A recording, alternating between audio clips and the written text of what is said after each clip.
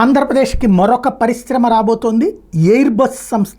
వాస్తవంగా 2015 ఆగస్టులో అనంతపురం జిల్లా గోరంట్ల మండలం పాలసముద్రం దగ్గర పెడతానంది. 49 ఎకరాలు అడిగింది. అప్పుడు 2015లో తెలుగుదేశం పార్టీ అధికారంలో ఉంది.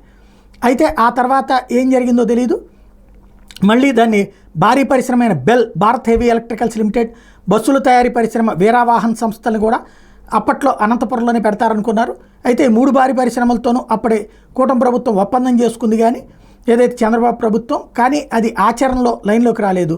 ఏదో తేడా వచ్చింది అప్పుడు. అయితే ఇప్పుడు ప్రస్తుతం ఈ సంస్థ కీలకమైనటువంటి అవుతోంది.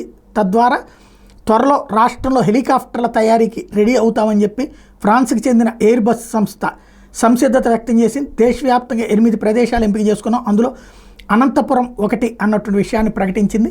తద్వారా ఏదైతే ఇప్పటికే దేశవ్యాప్తంగా జరుగుతున్నటువంటి ప్రయత్నాల్లో బాబు సర్కార్ సాధించినట్టయింది. గతంలో వదిలేసిన సంస్థల్ని ఫాలోఅప్ చేయడం వల్ల ఇది సాధ్యమైంది.